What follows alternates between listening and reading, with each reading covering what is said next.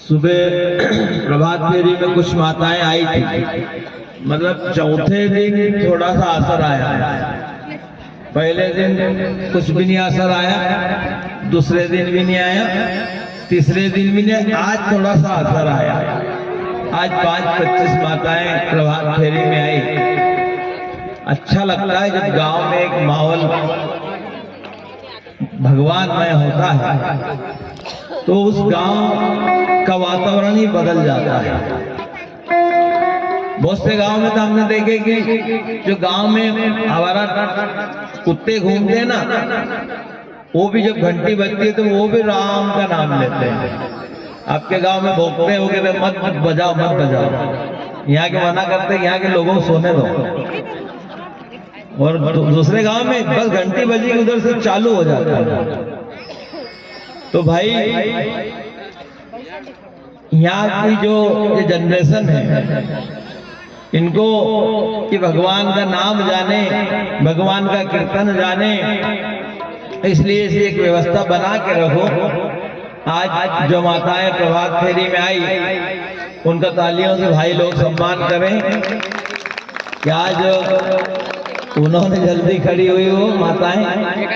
और प्रतिदिन अगर हम जागते रहेंगे, ये जीवन सोने के लिए नहीं है, ये जीवन जागने के लिए है। और अगर हमने इस जीवन को भी सोने में ही गंवा दिया तो फिर 84 लाख योनियों में कीचड़ में नालियों में जाना पड़ेगा। इसलिए इसको संभाल लो। ये अंतिम अवसर है। मनुष्य का जीवन संसार में अंतिम अवसर होता है। इसके बाद में आप चाहो तो जन्म मृत्यु से मुक्त हो सकते हो, ये आखिरी स्टेज है। इससे चाहो तो फिर वापिस गधे घोड़े कुत्ते बिल्ली और बन सकते हो, कोई समस्या नहीं। तो इसके लिए कि हम बाकी ये दूसरे जीव जानवर नहीं बने और ऐसे कर्म कर दें कि कभी दूसरी योनि आना ही पड़े तो और किसी सत्पुरुष के घर में इंसान के रूप में जन्म ले, ऐसी कोई व्यवस्था कर लो। और वो यही व्यवस्था है। इसके लिए कोई ज्यादा मजदूरी, मेहनत, बड़ा मकान, बड़ी दुकान की आवश्यकता नहीं है। इसके लिए छोटा सा काम है कि भगवान का स्मरण करना, गौ माता की सेवा करना। गौ माता की सेवा का जो पुण्य है वो कितना बड़ा है। तीर्थानेषु यत् पुण्यम विप्र भोजने सर्वव्रत उपासेषु सर्वैव तपसु च यत् पुण्यम च महादाने यत् पुण्यम हरि सेवने। भू पर्यटने ये तो वेद वाक्यसु, ये वेद क्या बोल रहा है कि तीर्थानेषु यत् पुण्यम, यानी तीर्थों में जाने का पुण्य, यत् पुण्यम च महादाने, यानी महादान करने का पुण्य, यत् पुण्यम हरि सेवने, यानी भगवान की सेवा करने का पुण्य, यत् पुण्यम भूपर्यटने, पृथ्वी की परिक्रमा करने का पुण्य, और यज्ञ कराने का पुण्य, दीक्षा लेने का पुण्य, ये सब पुण्य काय में मिलते हैं? गावो दत्वा तृणानि च, यानी गाय को चारा खिलाने से मिलता है। ये वेद बोलता है, ये मैं नहीं बोल रहा हूं। अब आप बोलोगे कि महाराज जी हमने तो गाय को चारा खिलाया, अब हमको तो सब पुण्य मिल ही गए, पर चारा तुमने स्वार्थ के लिए खिलाया, इसलिए तुमको उसका पुण्य नहीं मिलेगा। निस्वार्थ होगी निराश्रित गाय को, जो गाय रोड पे घूम रही है, जिसको कोई अपने घर में रखने वाला नहीं है, कोई गांव में रखने वाला नहीं है, ऐसी गाय को तृण खिलाने से ये सारे पुण्य प्राप्त होते हैं। अब आपकी दूध देने वाली गाय को एक टोपला दाना खिलाओ तो वो तो दूध के लिए खिला रहे हो, तुम पुण्य के लिए थोड़ी खिला रहे हो। अगर गाय की सेवा निस्वार्थ होके आप उसको खिलाते पिलाते हैं और निस्वार्थ भाव से सेवा करते हैं तो तुमको पुण्य मिलेगा, और दूध के लिए सेवा करते हैं तो दूध मिलेगा, पर पुण्य शून्य होगा, पुण्य नहीं मिलेगा। वो तो उसके बदले में उसने दे दिया। आपने जिस भाव से उसको खिलाया उस भाव का फल आपको दे दिया। आपने दूध के लिए खिलाया तो उसने दूध दे दिया, तुम्हारा खिलाया हुआ उसका देना बराबर हो गया। अब कहाँ रहा कोई पुण्य रहा नहीं कोई पाप रहा।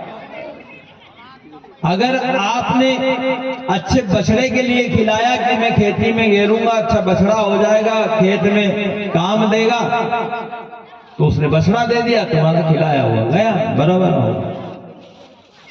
अगर आपने खाद के लिए कि मेरे यहाँ गोबर का खाद हो जाएगा इसलिए खिला रहा हूं, तो समझ लो कि जो खाया उसके बदले में उसने खाद दे दिया।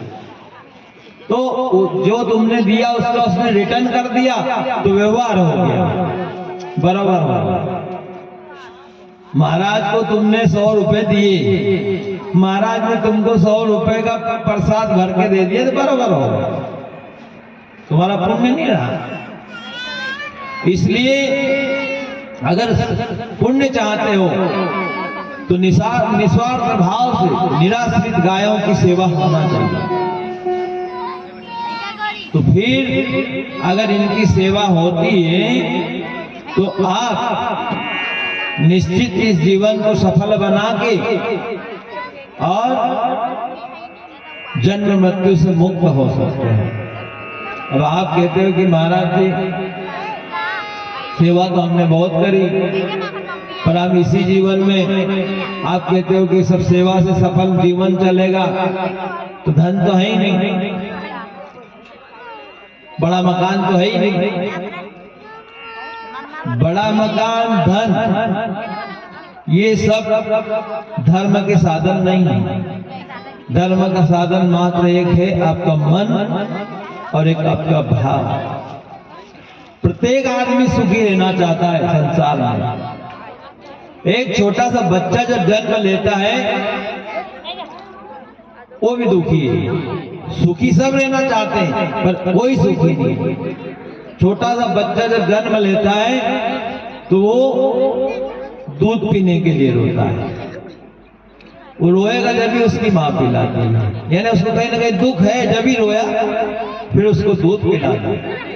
थोड़ा सा बड़ा होता है तो खिलौने देख के रोता है। खिलौनों का दुख है कि मुझे खिलौने मिल जाए।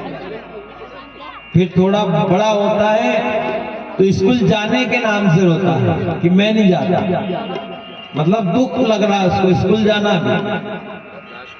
और मान लो चले भी गया बड़ा हो गया पढ़ लिख के, तो फिर नौकरी के लिए रोता है कि मुझे नौकरी मिल जाए। नौकरी लग भी गई तो फिर छोकरी के लिए रोता है कि मुझे लड़की मिल जाए, शादी हो जाए। शादी हो भी गई तो फिर रोता है कि बच्चा हो जाए। बच्चा कभी हो भी गया तो फिर कहता है कि ये बच्चा अच्छा पढ़ लिख जाए। और सब बच्चे का भी हो गया तो कहेगी अभी बच्चे की शादी हो जाए। वो बच्चे की भी शादी हो गई तो फिर बहू बेटे के नाम से रोता है, पर रोता रोता चले जाता है। धन से सुख नहीं मिलता है। धन से 1 लाख रुपए लेके शाजापुर के बाजार में जाओ, वो किसी को बोलना कि मुझे थोड़ा सा सुख दे दो, कोई नहीं दे सकता।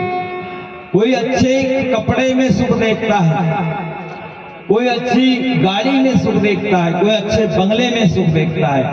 पर हमने तो ये भी देखा कि बड़े बंगले वाले भी फांसी पे लटकते हैं, बड़ी नौकरी वाले भी फांसी पे लटक रहे हैं। अगर सुख होता तो फांसी पे क्यों लटकते? इसका मतलब ये कि धन में सुख नहीं है। और हमने तो ये भी देखा कि जैसा जैसा धन बढ़ता है वैसा वैसा ब्लड प्रेशर बढ़ता है, वैसी वैसी शुगर बढ़ती है, वैसे वैसे हार्ट में ब्लॉकेज आते हैं। गरीब आदमियों का कम बाईपास सर्जरी होती है। ये लखपति एक भी बगैर बाईपास के मरता ही नहीं है, सबकी बाईपास होती है। ये क्या है? धन से सुख नहीं। सुख तो एक राजा था, अब वो राजा दुखी था। एक महात्मा के सामने गया, महात्मा से प्रार्थना करी, महात्मा जी हमको सुख चाहिए। महात्मा जी ने कहा कि तुमको तो सुख मिल सकता है, पर एक बात हम करें, वो बात अगर पूरी कर दोगे तो निश्चित तुमको सुख मिलेगा। बोले क्या बात है? बोले बात ये है कि संसार में जो आदमी सुखी है उसका कमिश ला के हमको दे दो तो तुम सुखी हो जाओगे। राजा ने कहा ये कौन सी बड़ी भारी बात है, हम तो अभी सुखी आदमी का कमिश ले लेंगे, हम तो राजा हैं। राजा ने सैनिकों को कहा कि जाओ देखो कोई बड़ा सुखी आदमी का एक कमिश लेके आओ, क्योंकि वो मैं पहनूंगा और मैं भी सुखी हो जाऊंगा। सैनिक निकले। सैनिकों ने कहा कि भाई बड़ा गांव का पटेल है, 500 बीघा जमीन है, बड़ी गाड़ी है, बड़ा मकान है, ये सुखी होगा। तो सबसे पहले सैनिक बड़े पटेल के पास, पटेल से कहा पटेल साहब आपका हमको कमीज चाहिए। बोले कमीज को क्या करोगे? बोले हम ऐसे आदमी का कमीज ढूंढ रहे हैं जो सुखी हो। तो आप तो सुखी होंगे, आपको तो कोई चक्कर है ही नहीं, आपके पास तो बहुत धन है, बहुत सारी जमीन है, बड़ा मकान है, 4 बेटे हैं। वो पटेल के तारे मैं कहाँ सुखी हूँ दादा, मेरे तो घुटने रोज दर्द करते हैं, और मेरी जो अभी जमीन है ना पूरी, और मैं सोच रहा हूँ कि थोड़ी बहुत 100-200 एकड़ और बढ़ जाए।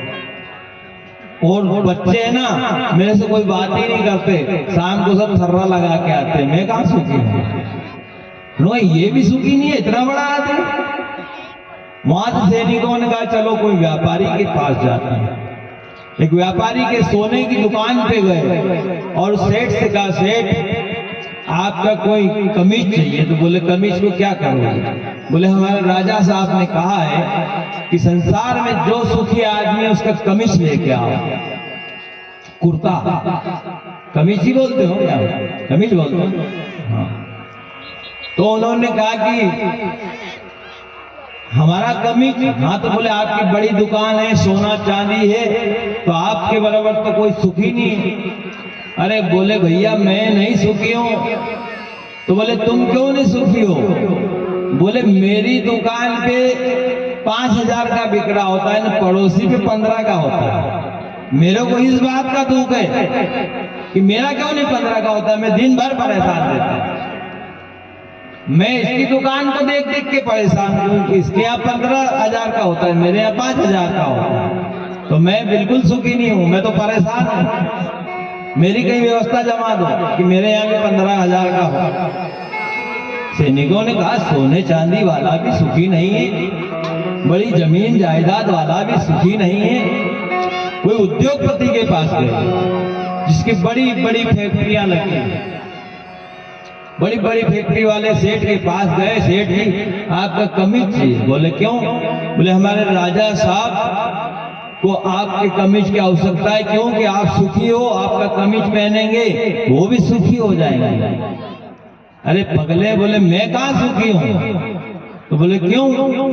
बोले मेरे पे अभी तो 1 करोड़ 2 करोड़ का कर्जा है, फैक्ट्री वाले ही, मैं तो परेशान हूँ, घाटे में चल रहा हूँ। फैक्ट्री तुमको दिख रही है पर घाटे में चल रहा हूँ, और उसके बाद भी शुगर की गोली लेता हूँ, शुगर से परेशान हूँ, ब्लड प्रेशर 3 बार चेक कराता हूँ, रात को नींद की गोली खा के सोता हूँ। मैं कहाँ सुखी हूँ? मैं तो बहुत दुखी हूँ। सैनिक परेशान हो गए घूम घूम के, कोई सुखी आदमी नहीं मिल रहा है, क्या करें? एक मस्त मौला अपने गाड़ी बैल को छोड़ के बगैर कपड़े से गाड़ी के नीचे चटनी रोटी खा रहा था, गाड़ी की छांव में बैठ गया। और वो सैनिक बात करते जा रहे थे कि दुनिया में कोई नहीं सुखी है, कोई नहीं सुखी है, कोई नहीं सुखी है। तो उस जो बगैर वस्त्र के बैठा था ना साधु, वो कहने लगा अरे क्यों नहीं सुखी? हम सुखी हैं। बोले तुम सुखी हो? बोले हाँ हम सुखी है। फिर तुम्हारा कमीज दे दो। बोले हम कमीज है ही नहीं हमारे पास, दे क्या? हम तो ऐसे ही रहते बगैर कमीज के, लंगोट है बस, कुछ नहीं। तो उनने जाके राजा से कहा महाराज बड़े बड़े धनवान लोगों के पास गए, उद्योगपतियों के पास गए, बड़ी बड़ी दुकानों पे गए, बड़े किसान के पास गए, सब दुखी है। पर एक आदमी वहां बगैर वस्त्र के नंगा बैठा था गाड़ी के नीचे और चटनी रोटी खा रहा था, और वो चिल्ला चिल्ला के बोल रहा था मैं सुखी हूँ। तो राजा ने कहा कि उसका कमीज लाना था। बोलो कमीज तो है ही नहीं उसके पास, दे क्या हो? राजा ने कहा कि उसको यहाँ बुला के ले आओ, हम उससे पूछेंगे कि सुखी रहने का तरीका क्या है। तो गए सैनिक, और सैनिक ने उस साधु से कहा भाई चल तेरे को राजा साहब बुला रहे हैं, बहुत सारा धन दे देंगे, जितना तुझे धन की आवश्यकता है उतना धन दे देंगे, तू जा चल हमारे साथ।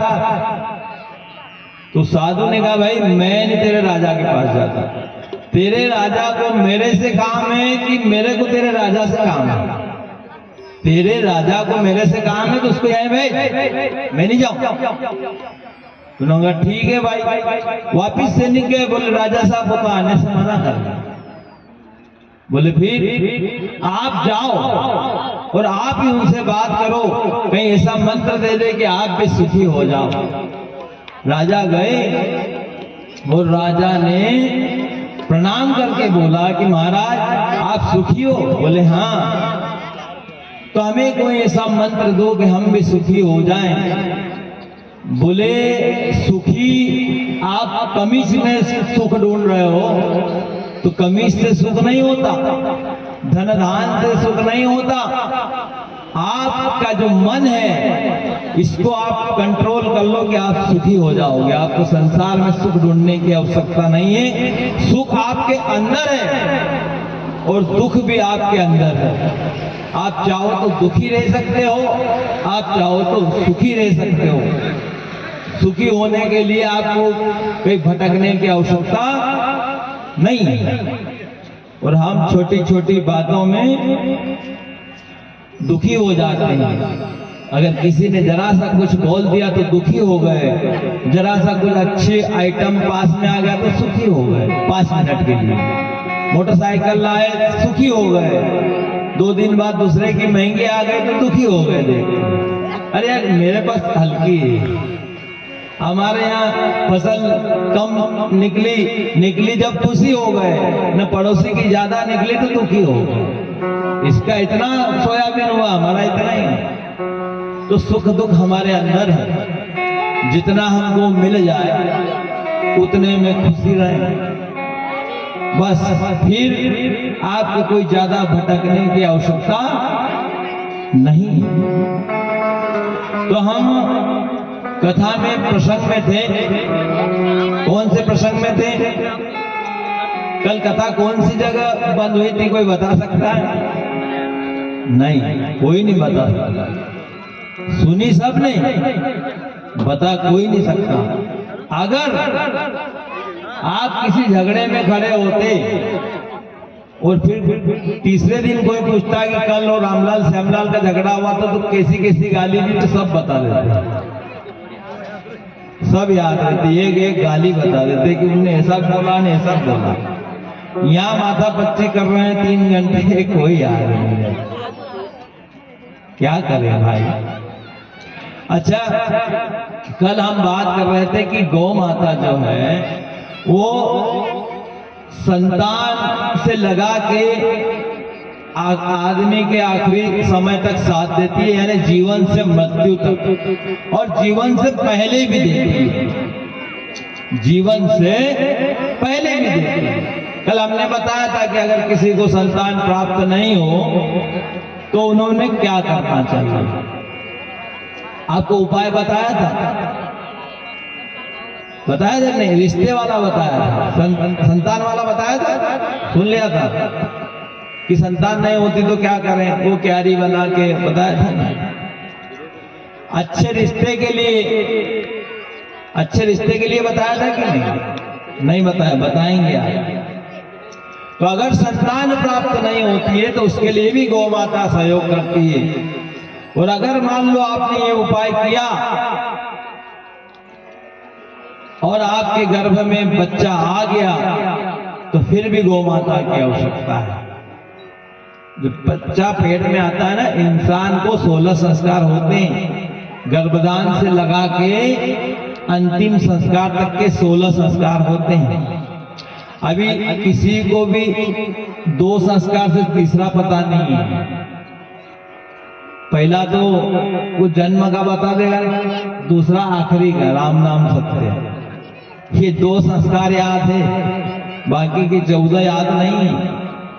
पर गौ माता ये संस्कार इसीलिए भूल गए कि घर से गाय को बाहर कर दिया। जब गर्भ में भी बच्चा होता है ना तो गौ माता की आवश्यकता होती है। किसी भी बहन को, बेटी को, बहू को जब गर्भ में बच्चा आता है तो पूरे परिवार में खुशी का माहौल होता है और सब सोचने लग जाते हैं कि अब लड़का होगा तो बड़ा होके ऐसा बनाएंगे, वैसा बनाएंगे, कमाई करेगा, नाम रोशन करेगा। ये सबके मन में विचार आ रहा है, माता के भी, पिता के भी, घर वालों के भी। और सब भगवान से प्रार्थना भी करते हैं कि भगवान जब ये संतान हो तो अच्छी भगवान कृष्ण जैसी हो, राम जैसी हो, हमारा नाम रोशन करे। सब ऐसा भगवान से प्रार्थना करते हैं। पर संतान कैसी हो ये भगवान के हाथ में भी नहीं है और कुटुंब परिवार के हाथ में भी नहीं, ये माँ के हाथ में है। अगर माँ चाहे तो कृष्ण को जन्म दे सकती है और माँ चाहे तो कंस को दे सकती है। अब कैसे? अगर माँ चाहे तो कृष्ण को जन्म दे सकती है। अब तुम कहोगे कि महाराज जी सब हम कृष्ण को जन्म देना चाहते हैं, सबके घर में कृष्ण, इसलिए तुमको गौ माता की सेवा में जाना पड़ेगा। जब भी अगर गर्भधारण हुआ उसी समय से घर में गौ माता की सेवा हो, गाय की परिक्रमा हो, गाय को गुड़ दाल खिलाए और परिक्रमा करके गाय का दूध पिए 9 महीने तक। पहले गाय को गुड़ दाल खिलाए, दलिया, और फिर परिक्रमा करे और फिर गाय का दूध पिए। अब आप कहोगे कि ये तो साधारण सी बात है, ये तो साधारण सी बात है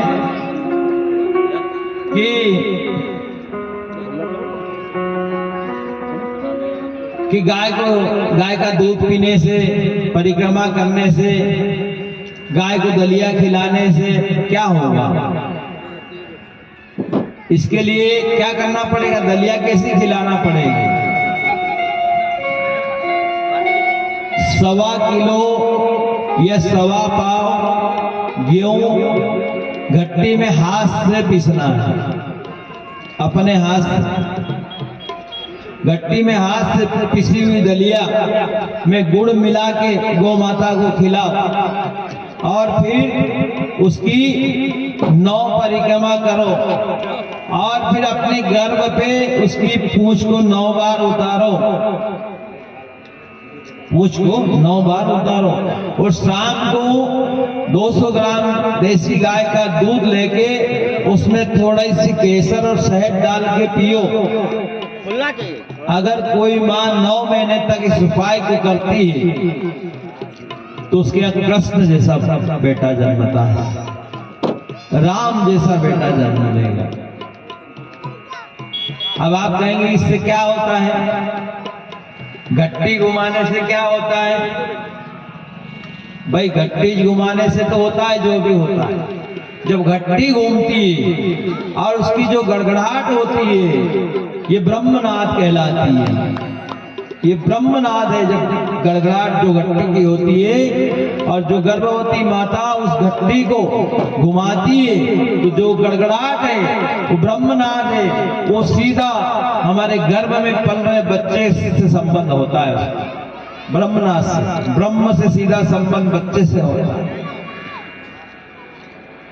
पर आजकल कौन घट्टी घुमाए, पहले वाली माताओं ने घुमाई होगी घट्टी। जब घट्टी चलती थी तो पूरे गांव में ऑटोमेटिक मन में से भजन निकलता था, गांव में घट्टी चलती थी और सब माताएं भजन के साथ घट्टी घुमाती थी। आजकल तो माताएं शाम को 10 बजे तक टीवी देखती है और फिर लेट खड़ी होती है और बगैर नहाए धोए घट्टी तो नहीं घुमाती, चाय में चम्मच घुमाती है। और चम्मच घुमाते घुमाते गुनगुनाती क्या है, जो रात को टीवी में सुना हो। बच्चा पेट में पल रहा है, अगर ऐसा होगा तो फिर कैसा होगा। बच्चा पेट में जैसा सुनेगा वैसा होगा। और बहुत सारी तो ऐसी फैशन चल गई अभी कि जैसे ही माता को महीना बढ़ा, गर्भधारण हुआ कि बेटा मोटरसाइकिल पे बिठा के हॉस्पिटल ले जाता है जांच करा। अरे भाई उसको कोई तकलीफ नहीं है, फिर क्यों जांच करा। फिर भी उसको हर महीने ले जाए, वो नहीं ले जाए तो उसको अनपढ़ कहते हैं, इसमें ज्ञान नहीं, हम बहुत होशियार। अरे उसको कोई परेशानी नहीं है फिर भी हर महीने ले जाए। और वो ले जाके क्या करता है, डॉक्टर को दिखाता है, नर्स को दिखाता है और उसका वो परमानेंट मरीज हो जाता है, फिक्स पेशेंट उसका हो जाता है कि ये 9 महीने अब कहीं जाने वाला है ही नहीं। फिर उसको वो बच्चे को माँ को इंजेक्शन देता है, बहुत सारी दवाई देता है हेमोग्लोबिन बढ़ाने की कि ये खाया करो और आराम करा करो, चलो फिरो मत। वो बेचारी डॉक्टर के कहने से खाती पीती है। और दवाई भी कौन सी, हेमोग्लोबिन बढ़ाने की दवाई में क्या होता है बताऊं, उसमें खून होता है। ये गाय इतनी कट रही ना, इसके खून से हेमोग्लोबिन की दवाई बनती है, खून बढ़ाने वाली। और अन्य पशुओं का भी ब्लड मिलाया जाता है। अब पेट में बच्चा पल रहा है उस बच्चे को पेट में ही गाय का खून मिलना शुरू हो गया। तो गाय तो पैदा होते से उसकी साइकिल खोल के 2 लटके भगा देगा, उसका तो दुश्मन हो गया। उसका खून बचपने में ही पीना सीख गया। तो डॉक्टर के पास जाने की क्या जरूरत है? जब बहन को, बेटी को किसी प्रकार की कोई समस्या नहीं है, फिर भी ले जाते हैं। वो ले जाते हैं, बताते हैं जो उन्हें दिया। अब उन्हें बोल दिया कि आप आराम करना। अब ये आराम करती है तो दिन भर क्या करें? तो इस शाम को टीवी देखती, दोपहर में टीवी देखती। और टीवी में क्या आता है तुमको सबको पता है, धड़ाम धुड़ुम आता है टीवी में। और बस वो बच्चा सब पेट में ही सीख जाता है लात कैसी मारना, गाली कैसी देना, पेट में ही सीख जाता है।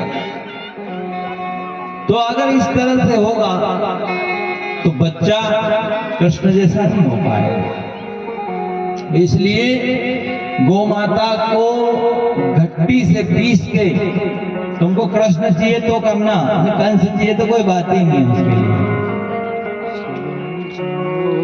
फिर आप कहोगे कि परिक्रमा से क्या होता है? परिक्रमा से ही सब कुछ होता है। हम जिसकी परिक्रमा करते हैं उसकी शक्ति हमारे अंदर आती है। लोग नर्मदा की परिक्रमा करते हैं, 84 कोस की परिक्रमा करते हैं, गोवर्धन पर्वत की परिक्रमा करते हैं। मंदिर में जाते हैं तो भगवान शिव की, राम की परिक्रमा करते हैं। यानी परिक्रमा करने से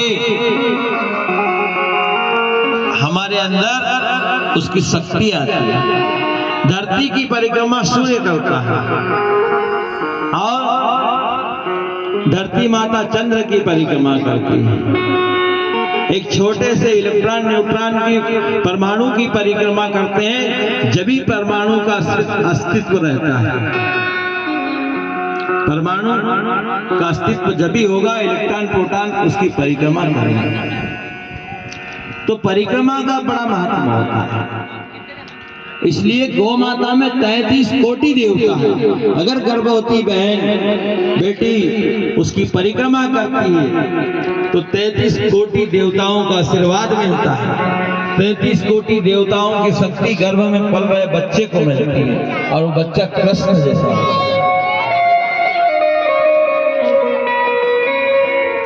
अब आप कहोगे कि दूध पीने से क्या होता है? तो दूध, गाय का दूध अमृत बताया है। एक बार बीरबल ने बादशाह से पूछा कि महाराज, बादशाह ने बीरबल से पूछा कि बीरबल ये बताओ कि दुनिया में सबसे श्रेष्ठ दूध किसका है? तो बीरबल ने कहा कि भैंस का। अरे बीरबल, भैंस का दूध? बोले हाँ। तो तुम तो गाय की बहुत बात करते हो। बोले गाय का दूध नहीं होता है, गाय का तो अमृत होता है, दूध तो भैंस का ही होता है। अब उन्होंने बोला कि भाई अमृत, गाय का तो अमृत होता है। तो अगर माता उस अमृत को पीती है तो बच्चे में शक्ति तो आएगी। और फिर जो भी माता सोचती है, जो भी माता खाती है, जो भी माता देखती है, वो पूरा असर गर्भ में पल रहे बच्चे पे होता है। हमारे यहाँ एक गाली भी देते हैं ऐसी कि थारी माए ने काई खाई ने तुमको पैदा कर, ऐसा कहते हैं। तुम्हारे थारी माए ने काई खाई ने जानी।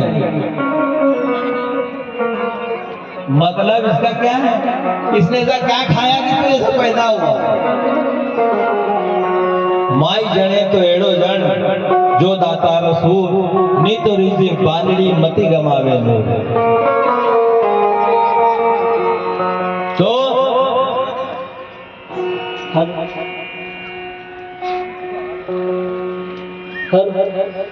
हमारे बीजेपी के भारतीय जनता पार्टी के जिला उपाध्यक्ष श्री राधम सिंह जी जादव मंच पे पधारकर गुरुदेव का स्वागत करें।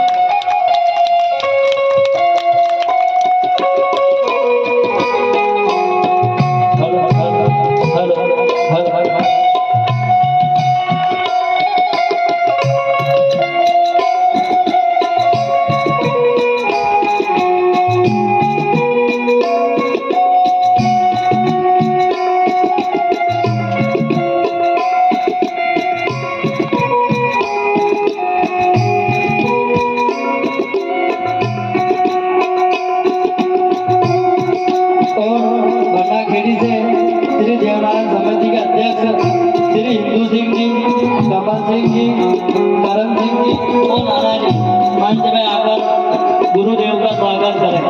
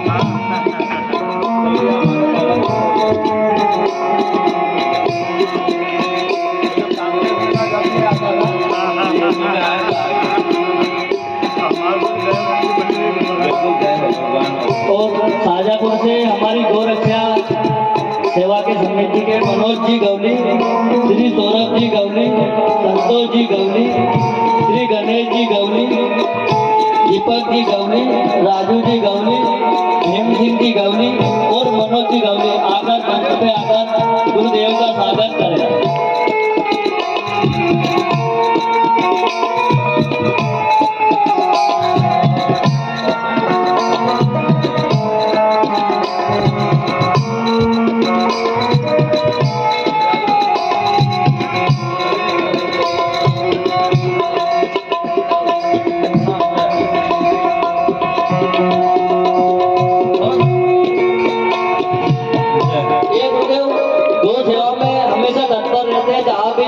एक्सीडेंटल आए बेसहारा गाय दिखती है उसकी सेवा के लिए पहुंच जाते हैं।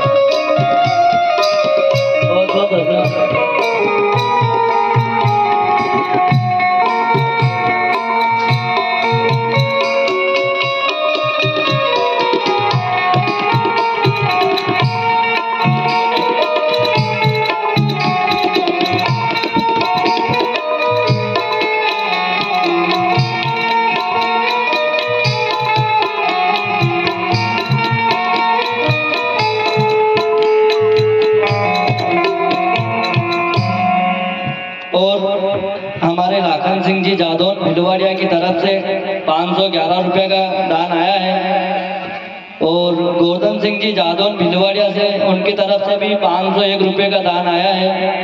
श्री गोविंद सिंह जी जादौन भिलवाड़िया से उनकी तरफ से भी 101 रुपया का दान आया है और सूरज सिंह जी रघुवंशी उनकी तरफ से भी 1100 रुपये का दान आया है और मखावा से बुहासा उनकी तरफ से 150 रुपये का दान आया है। श्री बगलू गिरी भिलवाड़िया की तरफ से 101 और 21 किलो गेहूं का दान आया है। बहुत बहुत धन्यवाद। इन दान वीरों के लिए तालियों से स्वागत करें। वंदन बोले माँ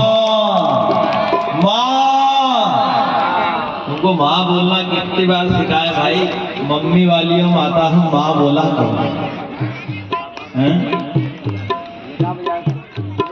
सभी अतिथियों को खूब साधुवाद और सब भाई बहन इन हमारे अतिथियों का सम्मान करते ताली बजा के। तो भाई गौरक्षा वाले भाई भी हैं और देवनारायण समिति के भाई भी हैं और सरकार में बैठे हमारे भाई जिला उपाध्यक्ष भी हैं।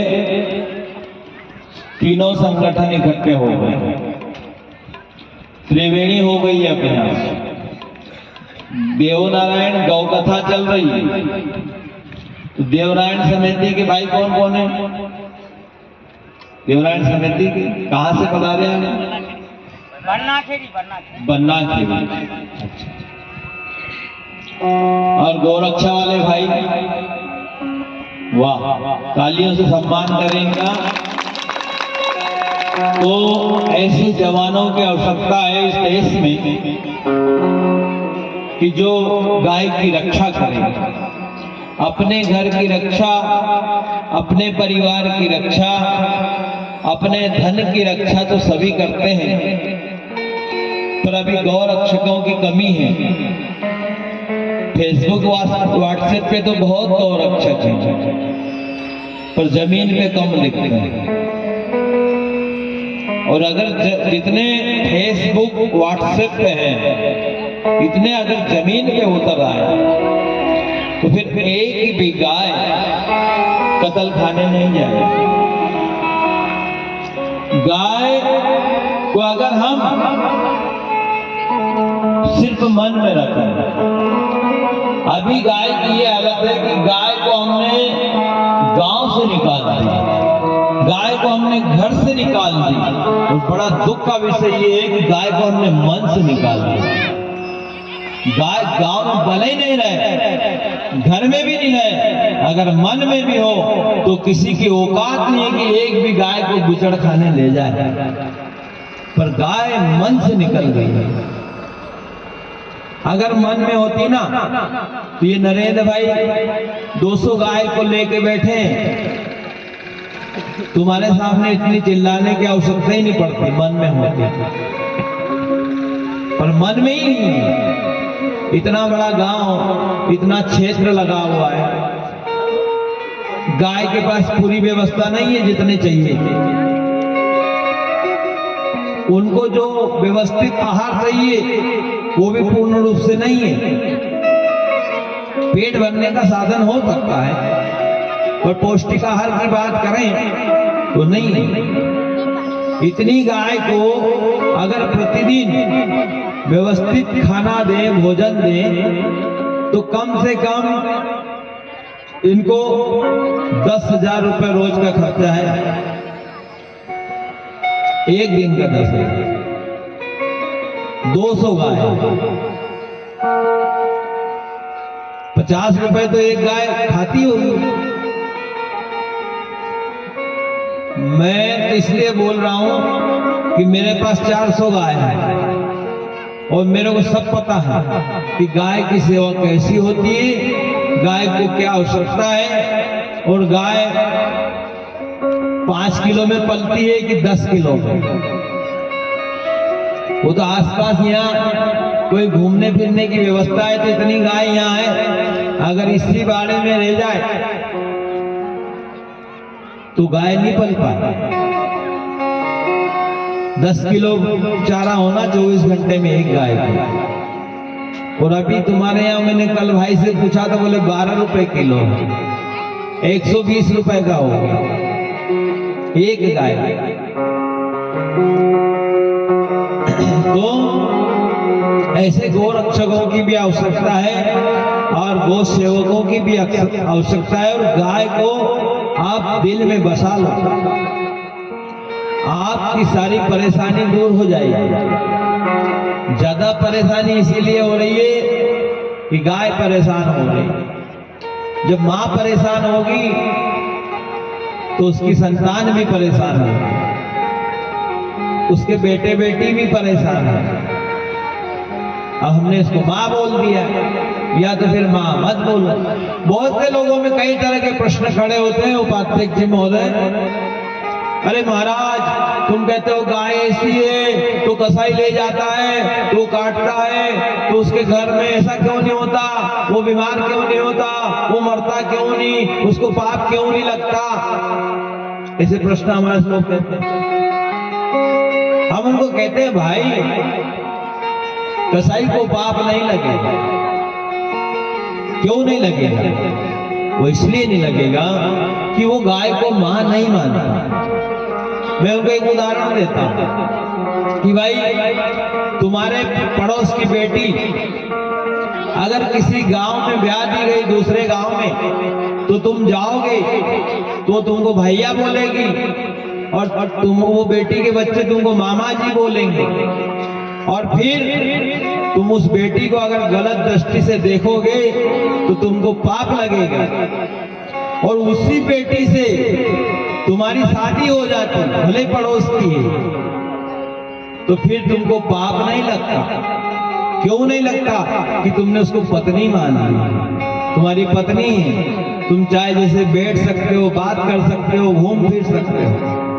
और वही अगर दूसरी जगह होती तो तुम्हारी बहन थी, फिर तुमको पाप लगता। ऐसे ही ये जो गौ माता है, हमने इसको माँ माना है, हमारे सामने दुख उठाएगी, ये परेशान होगी तो हमको पाप लगेगा। और कसाई ने तो अपना भोजन माना है, कसाई को क्यों पाप लगेगा? पाप और पुण्य हमारे अंदर है। संसार में बाहर कोई पाप नहीं है, कोई पुण्य नहीं है, कोई दुख नहीं है, कोई सुख नहीं है, सब हमारे अंदर। हमने अगर मान लिया कि इसमें पुण्य है तो उसमें पुण्य है, हमने मान लिया इसमें पाप है फिर पाप है। अब तुम गाय को फिर माँ कहना बंद कर दो और कल से उसका 2-2 किलो मटन बुलाओ, फिर तुमको भी नहीं पाप लगेगा, फिर नहीं लगेगा। और अगर तुम उसको माँ बोलते हो तो फिर तुम उसका दुख देखते हो ना, तो फिर बड़ा पाप आता है। इसलिए गौ माता को सुखी रखो। तुम करो गैया से प्यार, अमृत बरसेगा। वो तुम करो गैया से प्यार, अमृत बरसेगा।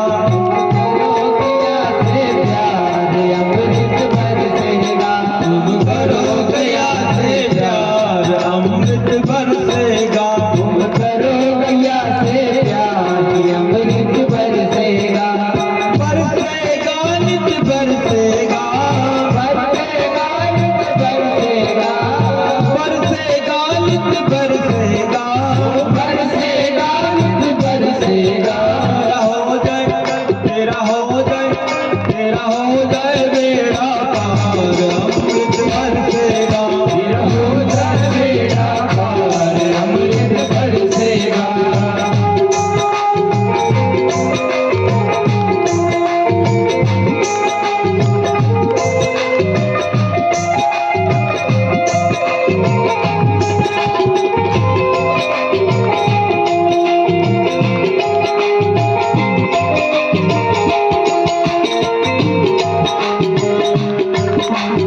दया धर्म से प्रीति कर लो, दया धर्म से प्रीति कर लो। भवसागर से पार कर लो, भवसागर से पार कर लो। दया धर्म से प्रीति कर लो। दया धर्म से प्रीति कर लो। दया धर्म का मूल है, पाप मूल है अभिमान। तुलसी दया न छोड़िए जब तक घट में प्राण। दया धर्म से प्रीति कर लो, दया धर्म से प्रीति कर लो। भवसागर से पार कर लो। भवसागर से पार कर लो। तेरा हो जाए, तेरा हो जाए बेड़ा पार, अमृत बरसेगा। तेरा हो जाए बेड़ा पार, अमृत बरसेगा। करो गैया से प्यार, अमृत बरसेगा।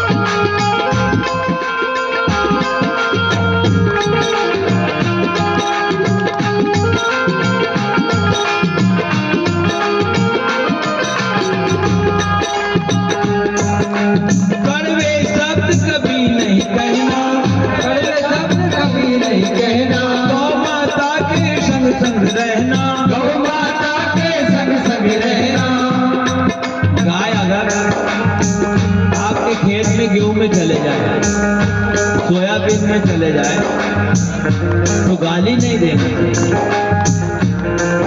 पर तुम गाली तो दूर की बात कुल्हाड़ी मारते हो। गाय को फूल से भी अगर कोई मारता है उसको नरक मिलता है फूल से, और तुमने अगर उसको कुल्हाड़ी से मारा है, गाली दी है, तो तुम ही जानो कि तुमको क्या मिलेगा। महाराज जनक एक बार रथ लेके जा रहे थे और जाते जाते रास्ते में गौ माता आ गई। महाराज जनक ने अपने सैनिकों से कहा कि इस गौ माता को हटा दो रास्ते से। सैनिकों ने गौ माता को रास्ते से हटाई और महाराज जनक चले गए।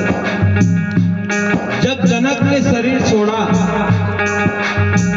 तो यम के दूत उसको नर्क के द्वार पे ले गए, और ले गए तो महाराज जनक ने कहा कि अरे यमदूतों, मुझे यहाँ क्यों लेके आए? मेरा पाप तो बताओ। दुनिया में मेरे बराबर कोई दानी नहीं, और फिर रिश्ते वाली बात करें तो तुम मुझे जानते हो मैं कौन हूं? यमराज ने कहा कौन है? बोले मैं सीता का पिता हूं और राम का ससुर हूं, और मुझे ही नरक में ले आया। तो यमदूतों ने कहा कि देखो, हमारे यहाँ का सिद्धांत है कि जो भी कोई गौ माता को सताता है उसको नरक का द्वार तो देखना पड़ेगा। आपके सैनिकों ने आपके कहने से गाय को रास्ते से हटाया, इसलिए तुमको नरक का द्वार तो देखना पड़ेगा। तो महाराज जनक को नरक का द्वार देखना पड़ा, और हम उसको कुल्हाड़ी मारते, तो हमको तो उनने तो द्वार देखा, हमको तो उसी में रहना है। इसलिए कहते हैं कड़वे सत्य कभी नहीं कहना, कड़वे सत्य कभी नहीं कहना, गौ माता के संग संग रहना, गौ माता के संग संग रहना। फिर वो क्या करेगी?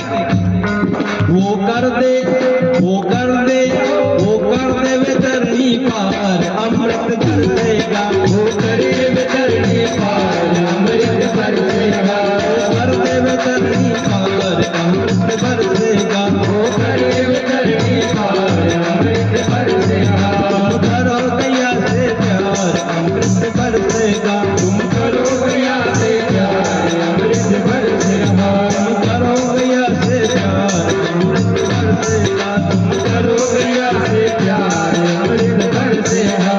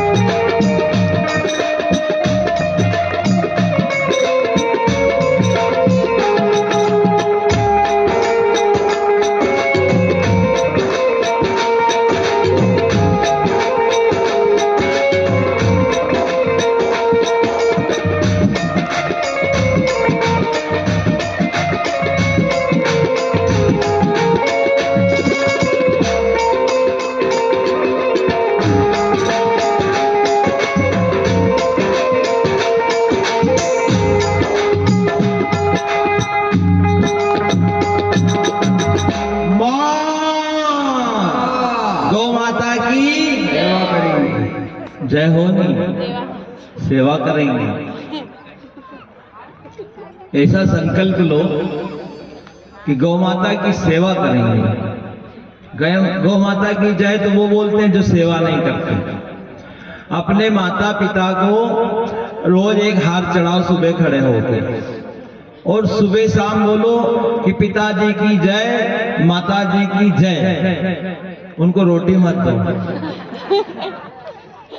फिर तुम उनके पास आशीर्वाद लेने जाओगे तो वो क्या कहेंगे? अरे तेरी जय को उधर रख, खाना ला भाई, माला से कोई मेरा पेट भर रहा है। इसलिए गौ माता को आवश्यकता है भोजन। गौ माता को भोजन की आवश्यकता है।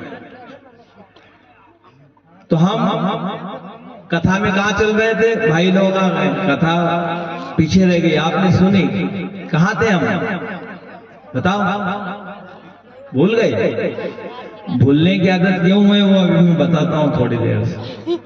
क्यों भूल आएगा वो विषय भी भूलने में। हम बात कर रहे थे कि गर्भ में अगर बच्चा पल रहा है और माता जो है गाय का दूध पीती है, गाय की नौ परिक्रमा करती है, गाय को दलिया खिलाती है और 9 महीने तक एक छोटे से उपाय को करती है, तो उसके यहाँ कृष्ण जैसी संतान होती है। आपको एक करके देख लेना। अब भैंस का दूध पी लिया न, फिर कभी हो गया तो वो पाड़े जैसा होगा। पाड़े जैसा इसलिए होगा कि पाड़ा किसी की सुनता नहीं। सड़क पे 2 गाय जा रही है, एक पाड़ा जा रहा है, तो हॉर्न बजाना तो गाय तो हट जाएगी, पाड़ा नहीं हटेगा, सड़क नहीं छोड़ेगा। जितने तेज हॉर्न को नहीं सुन सकता तो तुम्हारी आवाज क्या सुनेगा? तुम कहोगे कि इधर आ, उधर जाएगा। इसलिए गाय का दूध पीना चाहिए। तो गर्भधान में भी गौ माता की आवश्यकता है, और जब प्रसव पीड़ा होती है जब भी गौ माता की आवश्यकता है। आजकल तो प्रसव पीड़ा जब होने लगी कि सीधी बेटी को, बहन को हॉस्पिटल में ले जाए, और हॉस्पिटल में ले जाके डॉक्टर इंजेक्शन दे देता है, 2 घंटे इंतजार करता है और फिर उसको सिजेरियन करके बच्चे को निकाल देता है। ऑपरेशन करना पड़ेगा। तो उससे 2-3 चीज का नुकसान होगा। एक तो ये हो गया कि उस बच्चे की जन्म कुंडली बन ही नहीं है। क्यों? कि वो प्राकृतिक रूप से जन्मा नहीं है, चीर के निकाला है, काट के निकाला है, तो उसकी जन्म कुंडली नहीं बनेगी। ऑपरेशन कुंडली बन सकती है, उसकी कैसे बनाओ? दूसरी बात, धन का नाश हो जाता है। 25-50 हजार आजकल लगते हैं पैसे का। तीसरा, शरीर का नाश हो जाता है। 2 ऑपरेशन के बाद में तीसरा बच्चा जन्म नहीं ले सकते। इतना बड़ा नाश। फिर भी हम जैसे ही प्रसव पीड़ा हुई किसी के हॉस्पिटल ले जा, गौ माता के सानिध्य में चले जाओ कि हॉस्पिटल जाने की आवश्यकता नहीं पड़ेगी। तो उसके लिए क्या करें? जब भी बहन को, बेटी को प्रसव पीड़ा होना शुरू हो तो गौ माता का ताजा गोबर लेना, 1 किलो, उसको सूती कपड़े में रख के उसको अच्छा सा निचोड़ना, ताजा गोबर, उसमें से 1 कप रस निकलेगा गोबर का। और जैसे ही प्रसव पीड़ा होना शुरू हो कि उस बहन को पिला देना। 1 कप को 3 बार में 20-25 मिनट के अंदर पिला देना, नॉर्मल डिलीवरी हो जाएगी। अब तुमको ऐसा लगेगा कि गोबर को कौन पिएगा? अरे वहां तो इतनी पीड़ा होती है कि तुम जहर का प्याला दे देना, वो भी पी लेंगे। गोबर के रस से क्या होता है? ऐसा उपाय अगर करते हैं तो नॉर्मल डिलीवरी होती है। कई बहनों को हुई। अब वो ऑपरेशन के लिए जब हॉस्पिटल में जाते हैं ना, तो आजकल सरकारी में भी जो जाता है उसको कमजोर समझते हैं कि गरीब है या अनपढ़ है।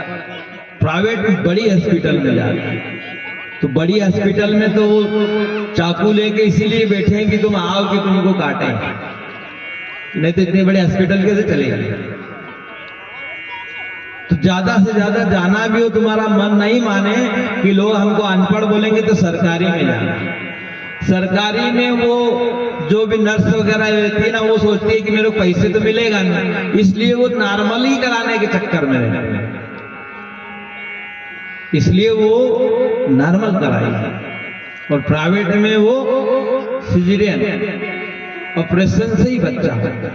मैं ऐसे नहीं बोल रहा हूं, मैंने पूरा अनुभव किया है।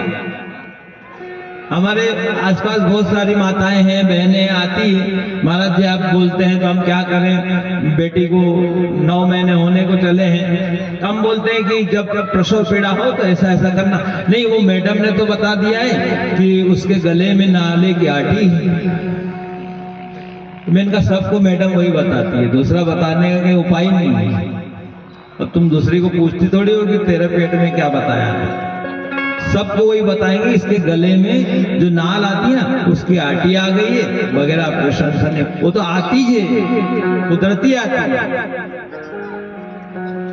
वो तुमको बता के कर देते। तो एक बहन माने नहीं महाराज जी वो बता दिया है, छोरी को नुकसान हो जाए तो, अगर कोई दिक्कत हो गई तो मेरे नाम तुमको लिख के दे देते हैं, दिक्कत हो जाए तो हमको जेल भेज देना। तुम अरे कहीं नहीं वो उसके मायके वाले नहीं मानते, तुम्हें कहा नहीं मानते तो सरकारी हॉस्पिटल में ले जाए। सरकारी में ले गए, नॉर्मल डिलीवरी, फिर बाद में आए बोले महाराज जी वो तो नॉर्मल हो गए। मैंने कहा आटी कहाँ नहीं गले, क्या मालूम, बोले वो मैंने कहा उसके पेट में आटी रहती है, जो बताते हैं ना उसके। तो अगर नॉर्मल डिलीवरी चाहिए, प्रसव पीड़ा में भी अगर गौ माता हमारे घर में, अच्छा गोबर भी उसी गौ माता का होना जिसकी हम सेवा करते हैं। ऐसा नहीं कि प्लास्टिक पॉलिथीन गौ माता खा रही है और उसका गोबर का रस पिए, वो पीने योग्य होते ही नहीं। तो हमारे सेवा करने वाली जो हमारे घर में हम सेवित गाय जो होती है ना, उसी का गोबर उसी का गोमूत्र भी पीना चाहिए, पंचगव्य भी उसी का होना चाहिए। अब जब बच्चे का जन्म हो गया फिर भी गौ माता की आवश्यकता है। जब वो कुआ पूजन, नावन धोवन पूजन होता है ना, कि बच्चे को सबसे पहले नहलाते हैं, तो आजकल तो बच्चा पहली बार घर में तो बहुत कम होता है, हॉस्पिटल में होता है। और उनको वो जो भी सिस्टर वगैरह रहती है वो नाल छेदन करती है, तो वो क्या करती है कि एक एंटीसेप्टिक लोशन लगा के नाल को काट देती है, और जिस लोशन को लगाती है उसमें केमिकल होता है, और बच्चे की जो नाभि होती है ना वो उसका मुख होता है। पेट में भोजन बच्चा नाभि से लेता है, मुख से नहीं लेता है। और जैसे ही वो शरीर से बाहर आता है तो उसको एक कैंची से काट के उसको कोई लोशन लगा दिया जाता है जिसमें किसी प्रकार का कोई केमिकल रहता है, और सीधा उससे वो उसके मस्तिष्क में पहुंचता है। इसलिए बच्चा चिड़चिड़ा हो जाता है, और छोटे से बच्चे चिड़चिड़े हो जाते हैं, अपने मन का माता पिता को परेशान कर देते हैं, अपने मन की बात कहते हैं और उनको सुनना पड़ती है। नहीं सुनते तो कई बच्चे कुएं में कूदने की बात करते हैं, कोई आत्महत्या की बात करते हैं। इसलिए जब भी नाल छेदन होती है, बच्चे की नाल को काटते हैं, तो उसमें थोड़ा सा गोमूत्र लगाया जाता है, और गोमूत्र में गंगा का वास है। जब गोमूत्र में नाल पे गोमूत्र लग गया तो गंगा उसके शरीर में प्रवेश करती है, और गंगा का स्वभाव है ठंडा पानी। बच्चा कभी चिड़चिड़ा नहीं होता। जब बच्चे को पहली बार नहलाते हैं तो आजकल की बहन बेटियां पढ़ी लिखी बहुएं हो गई, मार्केट में जाती है बेबी शॉप लेके आती है। वो बेबी शॉप गाय की बनी है मालूम है? ये जो भी गौ माताएं कट रही है इनकी चर्बी का तेल निकाल करके उसमें यूज किया जाता है। गौ माता है, सुअर है और जो भी पशु है, और वही बेबी शॉप को ला के अपने बच्चे को खूब नहलाती है। अरे बेबी शॉप हो कि बुड्ढी साबुन, साबुन तो साबुन है। इसलिए बच्चे को पहली बार साबुन से नहीं नहलाना चाहिए। उसमें 10 अंश गौमूत्र होना, एक तांबे के पात्र में जल भरो और 10 अंश गौमूत्र यानी 5 लीटर पे आधा लीटर गौमूत्र डालो, और फिर बच्चे को पहली बार नहला लो। जिंदगी भर उसको चर्म रोग नहीं होगा, 100 साल तक जिएगा जब तक उसको चर्म रोग नहीं होगा। बच्चा जब नाल छेदन के बाद फिर बारी आती है नामकरण की, अन्नप्राशन नामकरण की आती है, उसके बाद में नामकरण होता है। जब नामकरण भी होता है तो हम नामकरण को ऐसा साधारण सा काम समझते हैं। नामकरण से क्या फर्क पड़ता है? नाम एक ऐसी व्यवस्था है कि संसार नाम से ही जाना जाता है, और हम नाम को ज्यादा महत्व नहीं देते। वो फेसबुक पे आजकल तो गूगल को सर्च करके देख लेते क्या नाम रखना है। पहले जब किसी के यहाँ भी कोई संतान होती थी और जब नामकरण होता था तो अपने गुरु या पंडित को बुलाया जाता था, उसके बाद में नामकरण होता था। और आज तो माताएं खुद ही महापंडित बन गई, मम्मियां वही नाम अंटी बंटी बबलू पिंटी रख देती है और आवाज लगाती है तो पता भी नहीं लगता कि कुत्ते को बुला रही है कि बच्चे को बुला रही है। कुत्ते के और बच्चे के एक जैसे ही नाम होते हैं। नाम का बड़ा महत्व होता है। अजामिल अपने बेटे का नाम नारायण रखा, वो नारायण से तरह रखा। अगर आपको नाम रखना है तो अच्छे से नाम रखो। राम, श्याम, शंकर, बहुत सारे नाम हैं। और फिर नाम भी कोई पंडित, कोई गुरु, आपके गांव में जो पंडित है, जो जानता है, ज्ञानी है, उनसे नाम रखवाओ। फिर यथा नाम तथा गुण हो जाएगा। पहले घर में भी जब भगवान कृष्ण का भी जन्म हुआ तो माता यशोदा ने गर्गाचार्य जी को बुलाया और गर्गाचार्य जी से कहा कि श्री कृष्ण का नाम रखना है,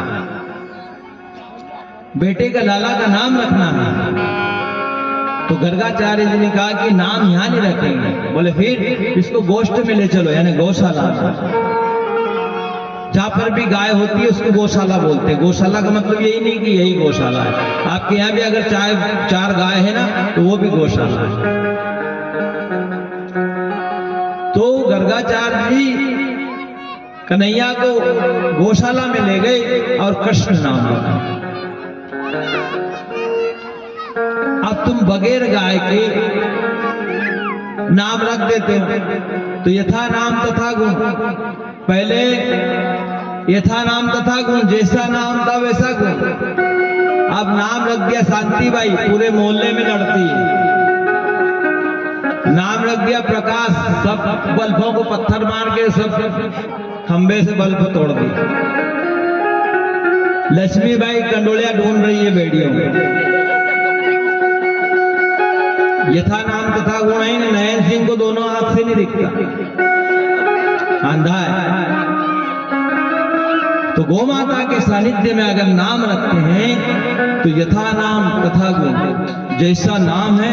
अगर शांति नाम रख दिया तो पूरे मोहल्ले को शांत रखे। गोपाल नाम रख दिया, 14 भैंस चरा रहा है। अरे गोपाल कहां पे हो गया भाई? गाय पालता तो गोपाल, 14 भैंस चरा रहा है तो फिर गोपाल कैसा हो गया? पर उसी को गोपाल बोला। तो यथा नाम तथा गुण, यानी नामकरण में भी गौ माता की आवश्यकता होती है। फिर उसके बाद में कौन सा संस्कार आता है? मुंडन संस्कार आता है। मुंडन संस्कार में भी गौ माता की आवश्यकता है। अभी आजकल मुंडन संस्कार तो बहुत कम होने लगे हैं, पर जहाँ होते भी वो क्या करते हैं, अपने बच्चे को ले जाते हैं और सेठ को ले जाते हैं, जडूला करवा देते हैं, टाट यानी घोट मोट करा देते हैं, गांव के 10-20 लोगों को ले जाके भोजन करा देते हैं। हमारे बच्चे का मुंडन संस्कार है। ये मुंडन संस्कार नहीं है। मुंडन संस्कार में भी गौ माता की आवश्यकता होती है। इसीलिए ये संस्कार होता था कि जब भी कोई मुंडन संस्कार कराता था तो अपने बेटे को गौशाला में या गाय के निकट ले जाता था और सेन से उसके बाल मुंडवाए जाते थे और चोटी छोड़ दी जाती थी, बाकी मुंडवा देते। और चोटी रखना भी चाहिए। अभी अभी सबकी चोटी गायब है। बीच में तो वो चोटी काटने वाला एक कार्यक्रम भी चला था 2-4 साल पहले कि माताओं चोटी काट गया, उधर चला था, इधर क्या मालूम चला गया। चोटी होना चाहिए। एक सनातनी की पहचान है चोटी और भाल पे तिलक। भाल पे तिलक है और सिर पे चोटी है, तो उसको कोई भी बोल सकता है कि ये सनातनी है। अब दूसरे धर्म के जितने भी लोग हैं उन्होंने अपने धर्म को नहीं छोड़ा। छोटे छोटे बच्चे टोपी पहन के नमाज पढ़ते हैं। सरदार जी का छोटा सा बच्चा पगड़ी लगा लेता है, कटार रख लेता है। तुम्हारे बच्चे को चोटी रखने में शर्म आती है। ये चोटी क्यों लगे? तिलक, वो माता बोल रही थी कि मेरे बेटे को तिलक लगाने में भी शर्म। बताओ, तो तुम्हारी क्या पहचान है? 50 लोगों के बीच में एक दूसरे धर्म का, कोई मुस्लिम धर्म का भाई खड़ा है तो कोई भी बता देगा ये मुस्लिम है। 50 लोगों में कोई भी बता देगा ये सिख है। और ईसाई को भी बता देगा, प्रत्येक ईसाई के गले में क्रॉस का निशान होता है। और हिंदू का तो कोई अता पता ही नहीं कि हिंदू है कि मुसलमान है कि ये सिख है कि उसको कैसी क्या पहचान है। इसलिए चोटी रखना चाहिए सबने, तिलक लगाना चाहिए और गर्व से कहना चाहिए हम हिंदू हैं। क्यों डरते हो भाई? तुमको किसका डर है ये तो बताओ। तिलक लगाने में तुमको किस बात की शर्म आ रही है? क्या तिलक लगाने वाले की इज्जत नहीं होती? चलो मैं पूरे माथे पे लगाता हूँ, चलो मेरे साथ कहानी इज्जत होती। चलो जहाँ जाएंगे वहां 50 लोग गैरहाजिरी करेंगे, फिर और कैसी इज्जत चाहिए? आप नीचे बिठाएंगे, हमको ऊपर बिठाएंगे। तो तिलक लगाने से क्या इज्जत कम हो जाती है कि धन कम हो जाता है, मान सम्मान कम हो जाता है? क्या कम होता है? ज्ञान कम हो जाता है क्या? तिलक लगाना चाहिए प्रत्येक हिंदू ने। नहीं तुमको ऐसा लगे, बहुत से लोगों के मन में ये बात है कि नहाओ जब भी तिलक लगा। अरे नहीं नहाओ तो भी लगा, कौन तुमको सूंघ रहा है? तुम दिखोगे तो सही कि हिंदू हो। नहीं नहाओ तो भी तिलक लगा। और चोटी एंटीना का काम करती है। जब घर में पहले टीवी थी, एंटीना नहीं रहता तो बहुत मच्छर आते थे ना, और एंटीना अगर है तो फिर क्लियर आती थी। अब बड़ी बड़ी छतरियां लग गई, इसलिए अब तो बाल बनवाओ मत। अब देखो बगैर छतरी से कोई सिस्टम नहीं चलता है, बगैर एंटीना से मोबाइल भी नहीं चलता है। जितने भी मोबाइल आपके जेब में, इसका कहीं ना कहीं एंटीना शहर में लगा है, टावर। तो मनुष्य की बुद्धि के लिए उसको एंटीना की आवश्यकता होती है। तो हम बात कर रहे थे कि मुंडन संस्कार की, और मुंडन संस्कार कैसा होना चाहिए? जडूला करा के उसमें गाय का घी और गुड़ लगाना चाहिए टाट पे, और फिर गौ माता को चटाना चाहिए। जैसे जैसे गाय चाटती जाएगी वैसे वैसे तुम्हारे पूर्व जन्मों के पाप को नष्ट करती जाएगी। इसलिए मुंडन संस्कार होता है। फिर आता है अन्नप्राशन। पहली बार जब मां के दूध के अलावा बच्चे को कुछ दिया जाता है वो है अन्नप्राशन। अन्नप्राशन जानते हो कि नहीं? अब अभी आजकल अन्नप्राशन की व्यवस्था ही खत्म हो गई। अब वो अन्नप्राशन क्या, बच्चा थोड़ा 1 आध महीने का 15 दिन का हुआ कि उसको हॉर्लिक्स लाते हैं बाजार से और उसको दूध में मिला के उसको खिलाते हैं। वो कहते हैं बच्चा भीम बन जाएगा। उसमें है क्या? जिस बाजार से आप जिस फूड को ला रहे हो उसमें क्या है? उसमें सड़ा हुआ चने का आटा है, उसमें खली है, मूंगफली के दाने की, उसमें कोई बड़ा विटामिन नहीं, बॉर्नविटा, और उसी को घोल घाल के पिलाती है कि मेरा बेटा भीम बन जाएगा। तेरा बेटा भीम नहीं, पाड़ा बन जाएगा। पहले जब अन्नप्राशन होता था तो सबसे पहले उसको पंचगव्य चढ़ाया जाता था। पंचगव्य, पंचगव्य क्या होता है? अरे माताओं सुनो, आज का सुन लो, कल तुमको बात करने की पूरी छुट्टी है, दिन भर करना। अन्नप्राशन पंचगव्य से होता था। और पंचगव्य क्या है? कोई बताएगा इसमें? एक भी बहन खड़ी होगी, पंचगव्य क्या है? ज्यादा तुमको ही सुनना है, भाइयों को तो घूमने दो, क्योंकि ये सब तुम्हारा ही काम है। बच्चे को बड़ा करना, बच्चे का लालन पालन, उसको संस्कार देना, ये माता की ज्यादा जवाबदारी है। पंचगव्य किसको बोलते हैं, बताएंगे कोई? नहीं, भाइयों में कोई को पता है? पंचगव्य, अरे भाई नरेंद्र भाई, तुम तो बता दोगे, तुम गौ सेवा कर रहे हो ना, तुम तो बता दो। पर यहाँ दूसरे भाई जो बैठे, कोई पंचगव्य को जानता है? नहीं जानता। बताओ भाई, पंचगव्य को नहीं जानते हैं? खड़े होके बताओ। हाँ, डरो मत, डरो मत। नहीं, ऐसा तो बोल दिया, ये तो हाथ का पंजा है, कांग्रेस का निशान है। दूध अरे पंचगव्य किसको बोलते हैं? दूध को थोड़ी पंचगव्य बोलते हैं। पंचगव्य का मतलब होता है कि गाय का गोबर, मूत्र, दूध, दही और घी, ये कितने हुए? 5। इसको पंचगव्य बोलते हैं। इसको पंचगव्य बनाकर जब बच्चे को अगर पहली बार चटा दिया जाता है तो बच्चा जीवन भर फूड पॉइजनिंग नहीं उसको होगी, यानी कभी वो दवाई भी पी लेगा एक बार तो उसको कहीं नहीं फर्क पड़ेगा। भगवान कृष्ण जब छोटे से पूतना ने जहर पिलाया, उसके पहले यशोदा मैया ने भगवान को पंचगव्य पिला दिया, इसलिए पूतना का जहर कोई काम नहीं आया। अगर आप भी बच्चे को पहले पंचगव्य चटा देती है, अन्नप्राशन सबसे पहले, जैसे माँ के दूध के बाद पहला उसके शरीर में जाना चाहिए पंचगव्य। फिर जो बच्चा है वो बच्चा बड़ा होके कभी मान लो बासी मिठाई खा ले, फूड पॉइजनिंग जैसे होती है ना बहुत सारी जगह पे कि उसने कोई बासी अन्न खा लिया, फूड पॉइजनिंग हो गई, जहर हो गया।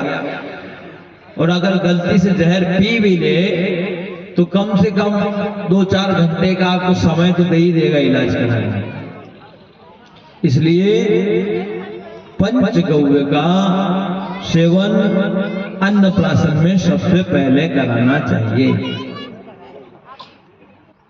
फिर थोड़ा बड़ा होता है बच्चा तो फिर होता है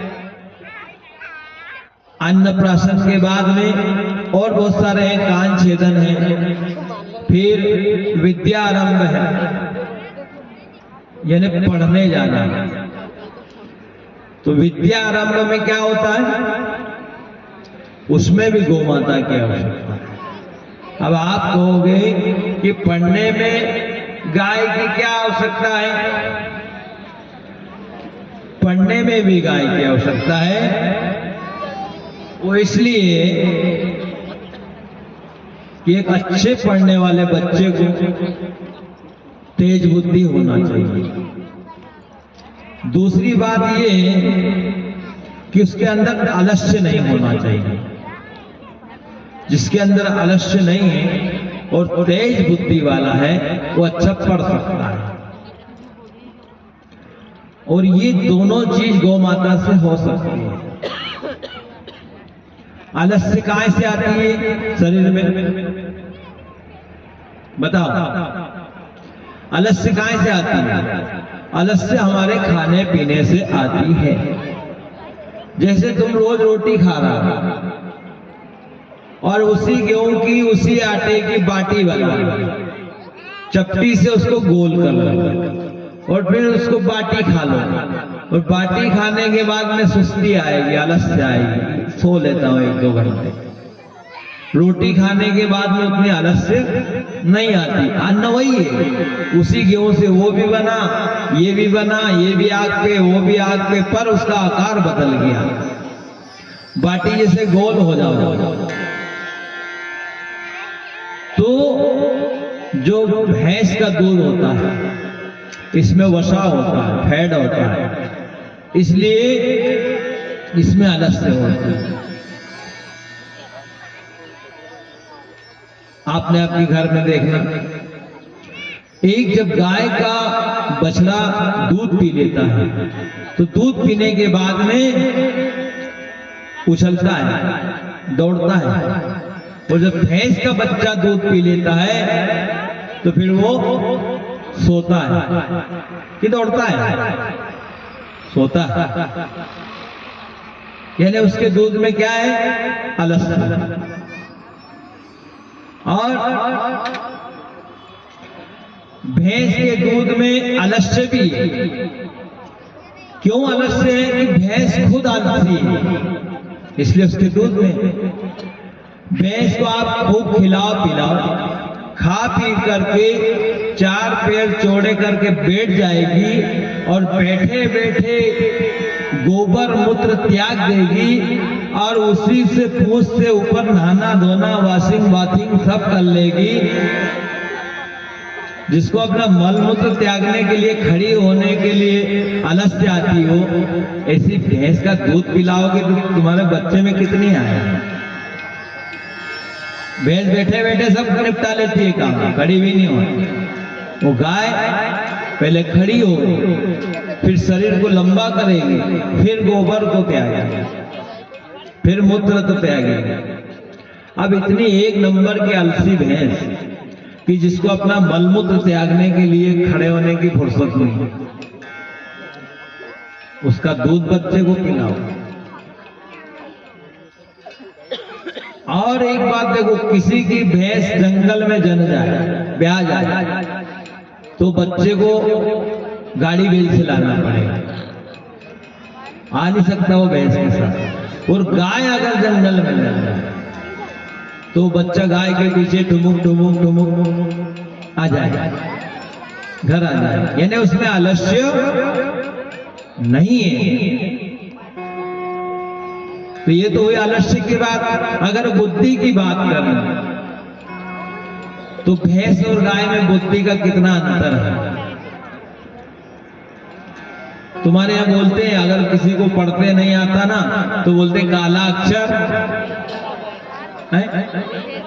क्यों भैंस बराबर क्यों बोलते हैं? काला अक्षर यानी अनपढ़ है वो, उसमें अकल है ही नहीं। अच्छा नहीं कोई सुने तो फिर क्या बोलते हैं? भैंस गई। क्यों भैंस क्यों पानी में जाती है, बकरी क्यों नहीं जाती? यानी सुनती भी नहीं है। और नहीं कोई सुने तो कहेगी भैंस के आगे बीन बजा तो माथा हिलाए हैं। अच्छा भैंस बड़ी क्या अक्ल बड़ी? ये सब तुम ही कहते हो कि मैं कहता हूं? ये तुम्हारे बुजुर्ग कह के गए हैं कि भैंस बड़ी कि अक्ल बड़ी। काला अक्षर भैंस का, भैंस गई पानी। ये तुमको कल की याद क्यों नहीं रही कथा? इसीलिए याद नहीं रही कि तुम भैंस का दूध पीते हो। तुम अगर गाय का दूध पीते तो एक एक बात याद रहती।